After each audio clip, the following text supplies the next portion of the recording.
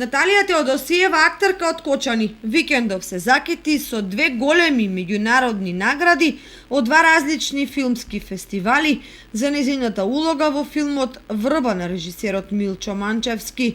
Теодосиева доби награда за најдобра главна женска улога во Врба на Интернационалниот филмски фестивал за независни филмови Across the Globe, а ден подоцна доби награда и за најдобра споредна улога на фестивалот во Атина на Маратонскиот филмски фестивал.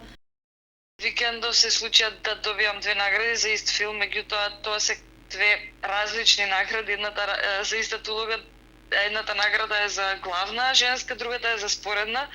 И тоа е многу интересно и чудно исто време, затоа што, како што знаете, во филмот главните улоги ги делам со уште две мои колешки, Сара Климовска и Камка Доциновски, па затоа некаде ми ја дават наградата за главна женска, а некаде за споредна. Како и да е, преубави награди се и двете.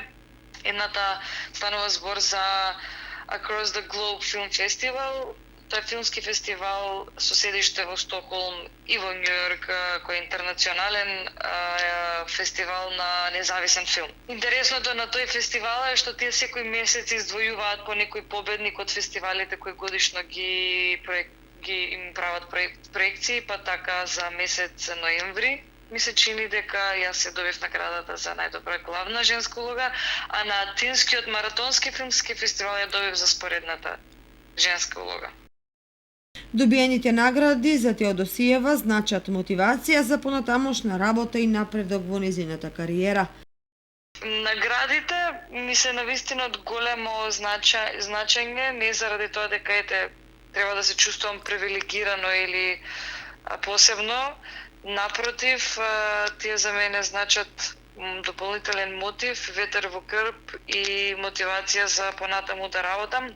Исто така и признание за досегашниот труд и верба кој неизмерно ги вложувам во креирањето на било кој проект кој го работам. Инаку, Врба на Манчевски имаше светска премиера на Римскиот фестивал 2019 година, а беше прикажан на 30 на меѓународни фестивали. Добитник е на 5 награди, најдобра режија на Рейнденс во Лондон, најдобар филм на Синеквест во Калифорнија, Сребрена палма во Валенсија.